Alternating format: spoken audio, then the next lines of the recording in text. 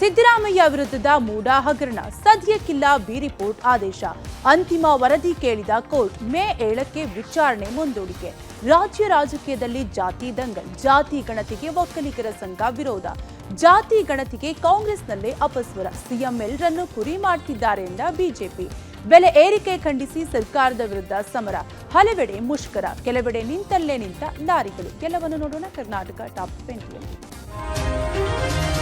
ಮೂಡಾ ಹಗರಣಕ್ಕೆ ಸಂಬಂಧಿಸಿದಂತೆ Lokayukta B report ಆದೇಶ ಸದ್ಯಕ್ಕಿಲ್ಲ. ಸಿಎಂ ಸಿದ್ದರಾಮಯ್ಯ ವಿರುದ್ಧ ಲೋಕಾಯುಕ್ತ ತನಿಖೆ ಮುಂದುವರಿಸುವಂತೆ ಜನಪ್ರತಿನಿಧಿಗಳ ವಿಶೇಷ ನ್ಯಾಯಾಲಯ ಆದೇಶ ನೀಡಿದೆ. ಈ ಮೂಲಕ ಬಿ ರಿಪೋರ್ಟ್ ನಿರೀಕ್ಷೆಯಲ್ಲಿದ್ದ ಸಿದ್ದರಾಮಯ್ಯಗೆ ನಿರಾಸೆಯಾಗಿದೆ. ಇನ್ನು ಲೋಕಾಯುಕ್ತ ಪೊಲೀಸರು ತನಿಖೆ ನಡೆಸಿ ಅಂತಿಮ ವರದಿ ಸಲ್ಲಿಕೆ ಮಾಡಬೇಕು. ಆ ಬಳಿಕವಷ್ಟೇ ಆದೇಶ ನೀಡಲಾಗುವುದು ಅಂತ ನ್ಯಾಯಾಲಯ ಆದೇಶವನ್ನ ನೀಡಿದೆ. ಅಲ್ಲದೆ ಇಡಿ ಕೂಡ ಇದಕ್ಕೆ ತಕರಾರು ಅರ್ಜಿ ಸಲ್ಲಿಕೆ ಮಾಡಬಹುದು ಅಂತ ಆದೇಶಿಸಿದೆ. ಮೇ 7ರ ಒಳಗೆ ಅಂತಿಮ ವರದಿ ಸಲ್ಲಿಕೆ ಮಾಡುವಂತೆ ಸೂಚಿಸಿ ವಿಚಾರಣೆಯನ್ನ ಮುಂದೂಡಿದೆ. ಸುಮಾರು 4 ತಿಂಗಳುಗಳ ಕಾಲ ತನಿಖೆ ನಡೆಸಿದ ಲೋಕಾಯುಕ್ತ ಸಿಎಂ ಮತ್ತು ಸಿಎಂ ಪತ್ನಿ ಸೇರಿದಂತೆ 4ವರಿಗೆ ಕ್ಲೀನ್ ಚೀಟ್ ನೀಡಿತ್ತು. ಅಧಿಕಾರ ದುರ್ಬಳಕೆ ಮಾಡಿಕೊಂಡಿರೋದಕ್ಕೆ ಯಾವುದೇ ಸಾಕ್ಷ್ಯಾಧಾರ ಇಲ್ಲ ಅಂತ ಅಂತಿಮ ವರದಿಯನ್ನ ಸಲ್ಲಿಸಿತ್ತು. ಆದ್ರೆ ಅಂತಿಮ ವರದಿ ಪ್ರಶ್ನಿಸಿದ್ದ ದೂರುದಾರ ಸ್ನೇಹಮಯಿ ಕೃಷ್ಣ ಅಂತಿಮ ವರದಿಯಲ್ಲಿ ಇರುವ ಲೋಪದೋಷಗಳನ್ನ ನ್ಯಾಯಾಲಯದ ಮುಂದೆ ಹಾಜರುಪಡಿಸಿದ್ರು. ವಾದ ಪ್ರತಿವಾದ ಆಲಿಸಿರೋ ನ್ಯಾಯಾಲಯ ತನಿಖೆಯನ್ನು ನಡೆಸಿ ಅಂತಿಮ ವರದಿ ಸಲ್ಲಿಕೆ ಮಾಡುವಂತೆ ಜನಪ್ರತಿನಿಧಿಗಳ ನ್ಯಾಯಾಲಯ ಸೂಚನೆ ನೀಡಿದೆ.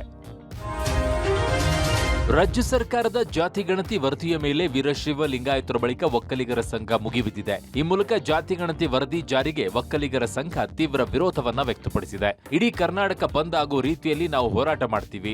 100 ಕೋಟಿ ಖರ್ಚಾದ್ರೂ ಪರವಾಗಿಲ್ಲ, ನಾವು ಪ್ರತ್ಯೇಕವಾಗಿ ಜಾತಿ ಗಣತಿ ಮಾಡ್ತೀವಿ. ಅನ್ಯಾಯವಾಗಿರುವ ವೀರಶೈವ ಸೇರಿದಂತೆ ಎಲ್ಲಾ ಜನಾಂಗದವರು ಒಗ್ಗಟ್ಟಾಗಿ ಹೋರಾಟ ಮಾಡ್ತೀವಿ ಅಂತ ಎಚ್ಚರಿಕೆಯನ್ನ ಕೊಟ್ಟಿದ್ದಾರೆ. ಕುರ್ಚಿ ಉಳಿಸಿಕೊಳ್ಳುವ ಆಸೆ ನಾಯಕರಿಗೆ ಇದ್ರೆ ಇರ್ಲಿ, ನಾವು ಅವರ ಹಿಂದೆ ಇಲ್ಲ, ಅವರು ನಮ್ಮ ಹಿಂದೆ ಇರಬೇಕು. ಈ ವರದಿ ಜಾರಿ ಮಾಡಿದ್ರೆ ಸರ್ಕಾರ ಬಿದ್ದೇ ಬೀಳುತ್ತೆ, ಈಗಲೇ ಎಚ್ಚರಿಕೆ ಕೊಡ್ತಾ ಇದ್ದೀವಿ ಅಂದ್ರು. ಇನ್ನು ನಾಳೆ ನಾಡಿದ್ರಲ್ಲಿ ನಿರ್ಮಲಾನಂದ ಸ್ವಾಮೀಜಿ, ನಂಜಾವಧೂತ ಸ್ವಾಮೀಜಿ ಜೊತೆಗೆ ಸೇರಿ ಸಭೆಯನ್ನ ಮಾಡಿ ಮುಂದಿನ ತೀರ್ಮಾನ ಕೈಗೊಳ್ಳುತ್ತೀವಿ ಅಂದಿದ್ದಾರೆ. ಜಾತಿ ಗಣತಿ ಮಾಡಿಸೋದಕ್ಕೆ ನಾವು ರಾಜ್ಯ ಒಕ್ಕಲಿಗರ ಸಂಘದಿಂದನೇ ನಾವು ಸಿದ್ಧರಾಗಿದ್ದೀರಿ. ಲಿಂಗಾಯತ ಸಮಾಜ ಎಲ್ಲ ಶಾಸಕರು ಒಗ್ಗಟ್ಟಾಗಿ ಈ ಸರ್ಕಾರ ಕಿತ್ತು ಹೋಗಿದ್ದಾರೆ. ನೀವು ರಾಜ್ಯ ಒಕ್ಕಲಿಗರ ಸಂಘ ಏನಾದ್ರು ಈ ವರದಿ ಜಾರಿಗೊಳಿಸಿದ್ರೆ ಈ ಸರ್ಕಾರವನ್ನು ಕಿತ್ತಾಕೋವರೆಗೆ ನಮ್ಮ ಹೋರಾಟ ನಿಲ್ಲಿಸೋದಿಲ್ಲ. ಆ ಕೆಲಸ ಮಾಡೇ ಮಾಡ್ತೀವಿ ನಾವು. ರಾಜ್ಯ ರಾಜಕೀಯದಲ್ಲಿ ಜಾತಿ ಗಣತಿ ದಂಗಲ್ ಜೋರಾಗಿದೆ. ರಾಜ್ಯ ಸರ್ಕಾರದ ಸಚಿವರಲ್ಲೇ ಜಾತಿಯ ಜ್ವಾಲೆ ಎದ್ದಿದೆ. ಇದೀಗ ಜಾತಿ ಗಣತಿ ವರದಿಯ ಬಗ್ಗೆ ರಾಮಲಿಂಗಾರೆಡ್ಡಿ ಅಪಸ್ವರ ಎತ್ತಿದ್ದಾರೆ. ರೆಡ್ಡಿ ಸಮುದಾಯ 7.5 ಲಕ್ಷ ಇದ್ದೇವೆ, ನಾವು ಎಷ್ಟು ಜಾಸ್ತಿ ಆಗಿದೆ ಅಂತ ಪರಿಶೀಲನೆ ಮಾಡ್ತೇವೆ. ನಮ್ಮ ಸಮಾಜ ಕಡಿಮೆ ಇದ್ದರೆ ಸರ್ಕಾರದ ಗಮನಕ್ಕೆ ತರ್ತೀವಿ ಅಂದಿದ್ದಾರೆ. ಇನ್ನು ನಮ್ಮ ಸಮುದಾಯದ ಖಾಸಗಿ ಸರ್ವೆ ಮಾಡಿಸ್ತೇವೆ. ಸರ್ವೆ ಮಾಡಿದ ಬಳಿಕ ವರದಿಯಲ್ಲಿ ವ್ಯತ್ಯಾಸ ಇದ್ರೆ ಖಂಡಿತ ಸರ್ಕಾರವನ್ನ ಕೇಳ್ತೇವೆ ಎನ್ನುವ ಮೂಲಕ ಜಾತಿ ಗಣತಿಯನ್ನ ಪರೋಕ್ಷವಾಗಿ ವಿರೋಧಿಸಿದ್ದಾರೆ. ಇತ್ತ ನಮ್ಮ ಪಕ್ಷದಲ್ಲಿ ಅನೇಕ ತತ್ವ ಸಿದ್ಧಾಂತಗಳಿವೆ. ಸರ್ವರಿಗೂ ಸಮಪಾಲು ಸಮಬಾಳು ಅನ್ನೋದು ನಮ್ಮ ನಿಲುವು. ಸಂವಿಧಾನದಲ್ಲಿ ನಮಗೆ ನಂಬಿಕೆ ಇದೆ. ಅನೇಕ ತೀರ್ಮಾನ ಮಾಡ್ತೇವೆ. ಯಾರ್ಯಾರಿಗೆ ನ್ಯಾಯ ಒದಗಿಸಬೇಕು ಒದಗಿಸ್ತೀವಿ ಅಂದ್ರು. ಈ ಜಾತಿ ಗಣತಿ ಪ್ರಕಾರ 7.5 ಲಕ್ಷ ಇದೆ. ನಮ್ದು ಕಮ್ಮಿ ಇದೆಯೋ ಜಾಸ್ತಿ ಇದೆಯೋ ಸರಿ ಇದೆಯೋ ನಾವು ಒಂದ್ಸಲಿ ಚೆಕ್ ಮಾಡ್ಕೊಂಡ್ಬಿಟ್ಟು ಸರಿ ಇದ್ರೆ ಓಕೆ, ಸರಿ ಇಲ್ಲ ಅಂದ್ರೆ ಸರ್ಕಾರಕ್ಕೆ ಸರಿ ಮಾಡಿ ಅಂತ ಹೇಳಲ್ಲ. ರಾಜ್ಯ ಸರ್ಕಾರದ ಬಹುನಿರೀಕ್ಷಿತ ಜಾತಿ ಗಣತಿ ವರದಿ ಮಂಡನೆಯಾಗಿದೆ. ಆದರೆ ಕಾಂಗ್ರೆಸ್ನಲ್ಲಿ ಜಾತಿ ಗಣತಿಗೆ ಅಪಸ್ವರ ಎದ್ದಿದೆ. ಕೆಲವು ಕಾಂಗ್ರೆಸ್ ನಾಯಕರು ಜಯಪ್ರಕಾಶ್ ಹೆಗಡೆ ಆಯೋಗದ ವರದಿಯನ್ನ ವಿರೋಧಿಸುತ್ತಿದ್ದಾರೆ. ಕಾಂಗ್ರೆಸ್ ಎಂಎಲ್ಸಿ ನಾಗರಾಜ್ ಯಾದವ್ ಗೊಲ್ಲರ ಸಮುದಾಯ ವಿಚಾರವಾಗಿ ಆಕ್ಷೇಪ ಇದೆ. ನಾವು 25 ಲಕ್ಷಕ್ಕೂ ಹೆಚ್ಚು ಜನ ಇದ್ದೇವೆ, ಆದರೆ 10 ಲಕ್ಷ ಮಾತ್ರ ತೋರಿಸಿದ್ದಾರೆ. ಇದನ್ನ ಮೊದಲು ಸರಿ ಮಾಡಬೇಕಿದೆ ಎಂದಿದ್ದಾರೆ. ನಮ್ಮ ಸಮುದಾಯ ಹಿಂದುಳಿದಿದೆ, ಆದರೂ ಕ್ರೀಮಿ ಲೇಯರ್ ಹಾಕಿದ್ದಾರೆ, ಇದು ಸರಿಯಲ್ಲ ಎಂದು ಕಿಡಿಕಾರಿದ್ದಾರೆ. ಇತ್ತ ಕೆಎನ್ ರಾಜಣ್ಣ ಮಾತ್ರ ಎಲ್ಲಾ ಸಚಿವರಿಗೂ ವರದಿ ಸಾರಾಂಶದ ಒಂದೊಂದು ಪ್ರತಿ ಕೊಟ್ಟಿದ್ದಾರೆ. ಈ ವರದಿಯಲ್ಲಿ ಸುಮಾರು 8 ರಿಂದ 10 ಸಂಪುಟ ಇದೆ. ಜಾತಿ ಗಣತಿಯಲ್ಲಿ ಆಗಿರುವ ಗೊಂದಲಗಳನ್ನು ಸರಿಪಡಿಸುವ ಕೆಲಸ ಆಗಲಿದೆ. ಬಿಜೆಪಿಯವರು ಮೀಸಲಾತಿ ವಿರೋಧಿಗಳು, ಅದಕ್ಕೆ ಜಾತಿ ಗಣತಿ ವಿರೋಧಿಸುತ್ತಿದ್ದಾರೆ ಎಂದರು. ಒಟ್ಟಾರೆ ಗೊಲ್ಲರ ಸಮುದಾಯವನ್ನು ನೋಡಿದಾಗ ನಾವು 25-30 ಲಕ್ಷ ಇದ್ದೀವಿ ಅಂತೇಳಿ ಮೊದಲಿಂದನೂ ಪ್ರತಿಪಾದನೆ ಮಾಡ್ಕೊಂಡು ಬಂದಿದ್ವಿ. ಗೊಲ್ಲರು ಯಾವ್ದವರು ಒಂದೇ ಆದ್ಮೇಲೆ ಅದು ತೆಗೆದು ಹೆಂಗೆ 1 ಬಿ ಹಾಕಿದ್ರು ಅಂತಕ್ಕಂಥದ್ದು ನನಗೆ ಇರತಕ್ಕಂಥ ಆಕ್ಷೇಪ. ಮೀಸಲಾತಿ ವಿರೋಧಿಗಳು ಅದನ್ನೇ ಹೇಳೋದು. ನೋಡಿ, ಪ್ರಜಾಪ್ರಭುತ್ವ ವ್ಯವಸ್ಥೆಯಲ್ಲಿ ಎಲ್ಲರೂ ಕೂಡ ಅವರ ಅಭಿಪ್ರಾಯ ಹೇಳಲಿಕ್ಕೆ ಅವಕಾಶ ಇದೆ. ಬಿಜೆಪಿ ಕಾಂಗ್ರೆಸ್ ಮಧ್ಯೆ ಜಾತಿ ಜ್ವಾಲೆ ಮುಂದುವರೆದಿದೆ. ಕಾಂಗ್ರೆಸ್ ಜಾತಿ ಗಣತಿ ಜಾರಿ ಮಾಡಬಾರದು ಎಂದು ಬಿಜೆಪಿ ಆಕ್ರೋಶ ಹೊರಹಾಕುತ್ತಿದೆ. ಆದರೆ ಕಾಂಗ್ರೆಸ್ ಮಾತ್ರ ಜಾರಿ ಮಾಡಿಯೇ ಮಾಡುತ್ತೇವೆ ಎನ್ನುತ್ತಿದೆ. ಈ ಬಗ್ಗೆ ಪ್ರತಾಪ್ ಸಿಂಹ ಪ್ರತಿಕ್ರಿಯಿಸಿ, ಜಾತಿ ಗಣತಿ ಸಂಖ್ಯೆ ಹೊರಹಾಕಿ ಸಿಎಂ ಸಿದ್ದರಾಮಯ್ಯ ತನ್ನ ಪಕ್ಷ ಹಾಗೂ ಪ್ರತಿಪಕ್ಷ ಇಬ್ಬರನ್ನ ಕುರಿ ಮಾಡಿದ್ದಾರೆ. ವಾಸ್ತವ ವಿಚಾರಗಳನ್ನು ಮರೆಮಾಚಲು ಸಿದ್ದರಾಮಯ್ಯ ಜಾತಿ ಗಣತಿ ಮುನ್ನೆಲೆಗೆ ಬಿಟ್ಟಿದ್ದಾರೆ. ಸಿಎಂ ಸಿದ್ದರಾಮಯ್ಯ ಯಾವುದೋ ಒಂದು ಜಾತಿಯನ್ನ ಒಡಿತಾ ಇಲ್ಲ, ಒಟ್ಟಾರೆ ಹಿಂದೂ ಧರ್ಮವನ್ನ ಒಡೆಯೋಕೆ ಹೊರಟಿದ್ದಾರೆ ಅಂತ ಆಕ್ರೋಶ ಹೊರಹಾಕಿದ್ರು. ಇನ್ನು ಛಲವಾದಿ ನಾರಾಯಣಸ್ವಾಮಿ ಕೂಡ ಮುಸ್ಲಿಂ ಸಮುದಾಯದಲ್ಲಿ ಅನೇಕ ಜಾತಿಗಳಿವೆ, ಎಲ್ಲರನ್ನೂ ಒಂದು ಮಾಡಿ ಮುಸ್ಲಿಮರನ್ನು ಅತಿ ಹೆಚ್ಚು ಅಂತ ಬಿಂಬಿಸಿದ್ದೀರಿ. ಇಷ್ಟು ದಿನ ಯಾರು ಅಲ್ಪಸಂಖ್ಯಾತರು ಇದ್ದರು, ಈಗ ಅವರು ಬಹುಸಂಖ್ಯಾತರು ಆಗಿದ್ದಾರೆ. ಹಾಗಿದ್ರೆ ಅವರಿಗೆ ಅಲ್ಪಸಂಖ್ಯಾತ ಸೌಲಭ್ಯ ಯಾಕೆ ಎಂದು ಪ್ರಶ್ನಿಸಿದ್ರು. ನಿಜಕ್ಕೂ ಹೇಳಬೇಕು ಅಂದ್ರೆ ಸಿದ್ದರಾಮಯ್ಯನವರು ಒಂದ್ ಕಡೆ ಪಕ್ಷ, ಇನ್ನೊಂದು ಕಡೆ ವಿಪಕ್ಷ, ಇಬ್ಬರನ್ನೂ ಕೂಡ ಕುರಿ ಮಾಡೋದ್ರಲ್ಲಿ ಅವರು ಯಶಸ್ವಿ ಆಗಿದ್ದಾರೆ. ಆದ್ರೆ ಸಿದ್ದರಾಮಯ್ಯನವರು ಒಡೆಯಕ್ಕೆ ಹೊರಟಿರೋದು ಒಟ್ಟಾರೆ ಹಿಂದೂ ಸಮಾಜವನ್ನ ಅನ್ನೋದನ್ನ ಇವರೆಲ್ಲರೂ ಅರ್ಥ ಮಾಡ್ಕೊಳ್ಬೇಕು. ಮುಸ್ಲಿಂ ಸಮುದಾಯದಲ್ಲೂ ಕೂಡ ಅನೇಕ ಜಾತಿಗಳಿವೆ. ಅಲ್ಪಸಂಖ್ಯಾತರು ಅನ್ನೋರನ್ನ ನೀವು ಬಹುಸಂಖ್ಯಾತರು ಮಾಡಿದಿರಿ. ಸರ್ಕಾರದ ವಿರುದ್ಧ ಡೀಸೆಲ್ ಟೋಲ್ ಬೆಲೆ ಏರಿಕೆ ಖಂಡಿಸಿ ಕರೆ ಕೊಟ್ಟಿದ್ದ ಲಾರಿ ಮುಷ್ಕರಕ್ಕೆ ನೀರಸ ಪ್ರತಿಕ್ರಿಯೆ ವ್ಯಕ್ತ ಆಗಿದೆ. ಮುಷ್ಕರದ ಮೊದಲನೇ ದಿನ ಸದ್ಯಕ್ಕೆ ಎಫೆಕ್ಟ್ ಕಾಣಿಸ್ತಿಲ್ಲ. ಯಶವಂತಪುರ ಎಪಿಎಂಸಿ ಮಾರ್ಕೆಟ್ನಲ್ಲಿ ಎಂದಿನಿಂದ ಸರಕು ಸಾಗಣೆ, ಅಗತ್ಯ ವಸ್ತುಗಳ ಪೂರೈಕೆ, ಲಾರಿಗಳ ಓಡಾಟ ಕಂಡುಬಂತು. ಅಕ್ಕಿ, ಬೇಳೆ, ಈರುಳ್ಳಿ, ಬೆಳ್ಳುಳ್ಳಿ ಸೇರಿದಂತೆ ಅಗತ್ಯ ವಸ್ತುಗಳ ಪೂರೈಕೆ ಆಗಿದೆ. ಸರ್ಕಾರಕ್ಕೆ ನೀಡಿದ್ದ ಡೆಡ್ಲೈನ್ ಮುಕ್ತಾಯವಾದ ಬೆನ್ನಲ್ಲೇ ಲಾರಿಗಳನ್ನು ನಿಲ್ಲಿಸಿ ಮುಷ್ಕರ ಆರಂಭಿಸಿದ್ರು. ಆದರೆ ನೆಲಮಂಗಲ ಟೋಲ್, ನವಯುಗ ಟೋಲ್ ಮೂಲಕ ವಾಹನಗಳು ಸಂಚಾರ ಮಾಡಿದ್ವು. ಇನ್ನು ತಮಿಳುನಾಡು ಹೊಸಕೋಟೆ, ಹೆಬ್ಬಾಳ, ಯಲಹಂಕ ಕಡೆಯಿಂದ ಎಂದಿನಂತೆ ಎಪಿಎಂಸಿ ಕೆಆರ್ ಮಾರ್ಕೆಟ್ಗೆ ಬರಬೇಕಾಗಿದ್ದ ತರಕಾರಿ ಲಾರಿಗಳು ಮಾತ್ರ ಬರಲಿಲ್ಲ. ಮರಳು, ಜಲ್ಲಿ ತುಂಬಿದ್ದ ವಾಹನಗಳ ಸಂಖ್ಯೆಯಲ್ಲೂ ಕಡಿಮೆ ಇತ್ತು. ಹೆಬ್ಬಾಳ ಮರಳು ಸ್ಟ್ಯಾಂಡ್ಗೆ ದಿನನಿತ್ಯ 40ಕ್ಕೂ ಹೆಚ್ಚು ಲಾರಿಗಳು ಬರ್ತಾ ಇದ್ವು. ಆದರೆ ಇಂದು 10 ಲಾರಿಗಳು ಮಾತ್ರ ಬಂದಿದ್ವು. ಆದರೆ ಲಾರಿ ಮಾಲೀಕರ ಸಂಘದ ಅಧ್ಯಕ್ಷ ಷಣ್ಮುಗಪ್ಪ ಮಾತ್ರ ಲಾರಿ ಮುಷ್ಕರ ಯಶಸ್ವಿ ಆಗ್ತಿದೆ, ಬಹುತೇಕ ಎಲ್ಲರೂ ಮುಷ್ಕರಕ್ಕೆ ಬೆಂಬಲ ಕೊಟ್ಟಿದ್ದಾರೆ. ಎಪಿಎಂಸಿಗೆ ಇವತ್ತು ನಾವೇ ಸ್ವಲ್ಪ ಸಡಿಲಿಕೆ ಕೊಟ್ಟಿದ್ದೀವಿ, ನಾಳೆಯಿಂದ ಎಪಿಎಂಸಿಗೆ ವಾಹನಗಳು ಬರಲ್ಲ ಅಂದ್ರು. ಮಧ್ಯರಾತ್ರಿಯಿಂದ ಸುಮಾರು 15,000 ಗಾಡಿಗಳು ಪಾಸಸ್ತರು ಇಲ್ಲಿ ಬೆಂಗಳೂರು ಮೇಗೆ ಎಲ್ಲ ಕಡೆ ಹೋಗುತ್ತೆ. ಅದೇ ತರ 40,000 ಗಾಡಿ ಕರ್ನಾಟಕ ಮೇಗೆ ಪಾಸ್ ಆಗ್ತಾ ಇದೆ. 5 ದಿನ ನಿಲ್ಲಿಸ್ಬಿಡ್ತೀವಿ ಗಾಡಿ ಎಂಟೈರ್ ಸ್ಟೇಟ್ ಅಲ್ಲಿ. ಇವತ್ತು ಅಟ್ಲೀಸ್ಟ್ ಒಂದು 20% ಗಾಡಿ ಬಂದಿರಬಹುದು, ನಾಳೆ 0% ಆಗುತ್ತೆ.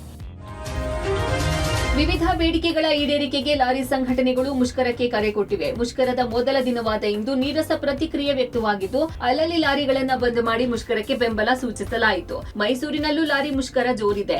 100 ಲಾರಿಗಳು ಯಾರ್ಡ್ಗಳಲ್ಲೇ ನಿಂತಿವೆ. ಗೂಡ್ಸ್ ರೈಲುಗಳಲ್ಲಿ ಬಂದ ರಸಗೊಬ್ಬರ ಕೂಡ ಅನ್ಲೋಡ್ ಆಗದೆ ಬೋಗಿಗಳಲ್ಲೇ ರಸಗೊಬ್ಬರ ಉಳಿದಿದೆ. ಹಾಸನದಲ್ಲಿ ರಾತ್ರಿಯಿಂದ ರಸ್ತೆಗೆ ಇಳಿಯದೆ ಲಾರಿಗಳು ಬಂದ್ಗೆ ಬೆಂಬಲ ಸೂಚಿಸಿವೆ. ಹಾಸನ ನಗರದ ರಾಜಘಟ್ಟದಲ್ಲಿರುವ ಗೂಡ್ಸ್ ಶೆಡ್ನಲ್ಲೇ 100 ಲಾರಿಗಳು ನಿಂತಿವೆ. ಡೀಸೆಲ್ ಟೋಲ್ ದರ ಕಡಿಮೆ ಮಾಡಬೇಕು, ಇಲ್ಲವಾದರೆ ಲಾರಿ ಮುಷ್ಕರ ಮುಂದುವರೆಸುತ್ತೇವೆ ಎಂದು ಪಟ್ಟು ಹಿಡಿದಿದ್ದಾರೆ. ಚಾಮರಾಜನಗರದಲ್ಲಿ ರಾತ್ರಿಯಿಂದಲೇ ಲಾರಿ ಸಂಚಾರ ಬಂದಾಗಿತ್ತು. ಚಾಮರಾಜನಗರ ಜಿಲ್ಲೆ ಹನೂರು ತಾಲೂಕಿನ ರಾಮಾಪುರ ಗಡಿ ಭಾಗದಲ್ಲಿ ವಾಹನ ಸಂಚಾರ ಬಂದಾಗಿತ್ತು. ಅತ ಕಲಬುರಗಿ ಜಿಲ್ಲೆಯಲ್ಲೂ 1,000ಕ್ಕೂ ಹೆಚ್ಚು ಲಾರಿಗಳನ್ನು ನಿಲ್ಲಿಸಿ ಪ್ರತಿಭಟನೆ ನಡೆಸಲಾಯಿತು. ರಸ್ತೆಯ ಮೇಲೆ ಸಂಚರಿಸುತ್ತಿರುವ ಲಾರಿಗಳನ್ನು ನಿಲ್ಲಿಸಿ ಪ್ರತಿಭಟನೆ ಮಾಡಿದ್ದಾರೆ. ಶ್ರೀರಂಗಪಟ್ಟಣದಲ್ಲಿ ಮತಾಂತರ ಆಗುವಂತೆ ಪತ್ನಿಗೆ ಪತಿಯಿಂದಲೇ ಕಿರುಕುಳ ಪ್ರಕರಣ ಸಾಕಷ್ಟು ಸದ್ದು ಮಾಡಿತ್ತು. ಇದೀಗ ಮತಾಂತರದ ವಿರುದ್ಧ ಹಿಂದೂ ಸಂಘಟನೆಗಳು ಸಿಡಿದೆದ್ದಿವೆ. ಶ್ರೀರಂಗಪಟ್ಟಣ ಹಿಂದೂ ಹಿತರಕ್ಷಣಾ ಸಮಿತಿ ಹಳೆ ಬೆಂಗಳೂರು ಮೈಸೂರು ಹೆದ್ದಾರಿ ತಡೆದು ಪ್ರತಿಭಟನೆಯನ್ನು ನಡೆಸಿವೆ. ಶ್ರೀರಂಗಪಟ್ಟಣದ ಕುವೆಂಪು ವೃತ್ತದಲ್ಲಿ ಮಾನವ ಸರಪಳಿಯನ್ನ ನಿರ್ಮಾಣ ಮಾಡಿ ಮತಾಂತರಕ್ಕೆ ಯತ್ನಿಸಿದವರನ್ನ ಬಂಧಿಸಿ ಕಾನೂನು ಕ್ರಮ ಕೈಗೊಳ್ಳಬೇಕು ಅಂತ ಆಗ್ರಹಿಸಿದರು. ಇನ್ನು ಮತಾಂತರಿಗಳನ್ನ ಬಂಧಿಸದೆ ಖಾಕಿ ಪಡೆ ಕೈ ಕಟ್ಟಿ ಕುಳಿತಿದೆ. ಎಲ್ಲಾ ಸಾಕ್ಷಿಗಳಿದ್ದರೂ ಆರೋಪಿಗಳ ರಕ್ಷಣೆಗೆ ನಿಂತಿದೆ. ಮತಾಂತರಿಗಳನ್ನ ಬಂಧಿಸಿ ಅಂದ್ರೆ ಉಡಾಫೆ ಉತ್ತರವನ್ನ ಕೊಡ್ತೀರಾ ಅಂತ ಪ್ರಶ್ನಿಸಿದ್ರು. ಅಲ್ಲದೆ ಹಿಂದೂ ಸಂಘಟನೆಗಳು ಇಲ್ಲ ಅಂದಿದ್ರೆ ನೀವು ಯೂನಿಫಾರ್ಮ್ ಹಾಕ್ತಿರ್ಲಿಲ್ಲ, 100 ವರ್ಷಗಳಿಂದ ಸಂಘಟನೆ ಮಾಡ್ತಾ ನಿಮ್ಮ ಪರ ಇದ್ದೀವಿ ಅಂತ ಮತಾಂತರಿಗಳ ಬಗ್ಗೆ ಉಡಾಫೆ ಉತ್ತರವನ್ನ ಕೊಟ್ಟ ಡಿವೈಎಸ್ಪಿಗೆ ಹಿಂದೂ ಕಾರ್ಯಕರ್ತರು ತರಾಟೆಗೆ ತೆಗೆದುಕೊಂಡ್ರು. ಇನ್ನು ಡಿವೈಎಸ್ಪಿ ಆರೋಪಿಗಳನ್ನ ಶೀಘ್ರವೇ ಬಂಧಿಸುವ ಭರವಸೆಯನ್ನ ಕೊಟ್ಟ ಬಳಿಕ ಹೋರಾಟವನ್ನ ಕೈಬಿಡಲಾಯಿತು.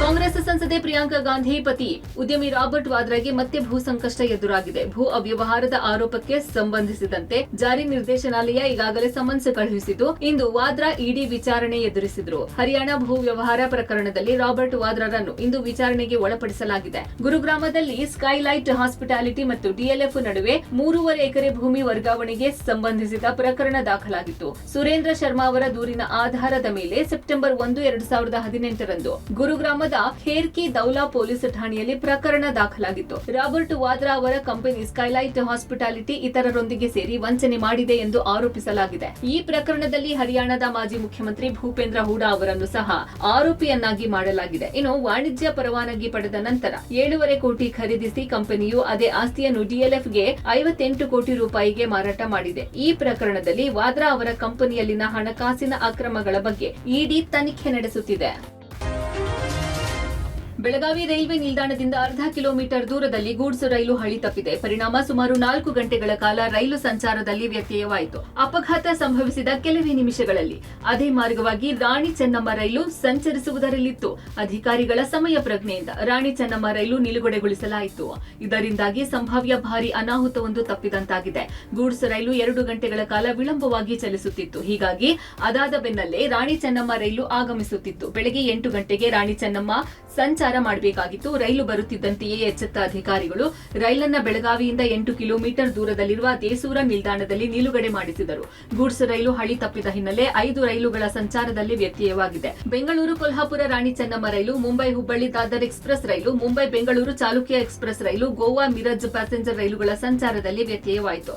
ಸದ್ಯ ಹಳಿ ತೆರವು ಕಾರ್ಯ ಮಾಡಿ ರೈಲು ಸಂಚಾರ ಸಹಜ ಸ್ಥಿತಿಗೆ ತರಲಾಗಿದೆ.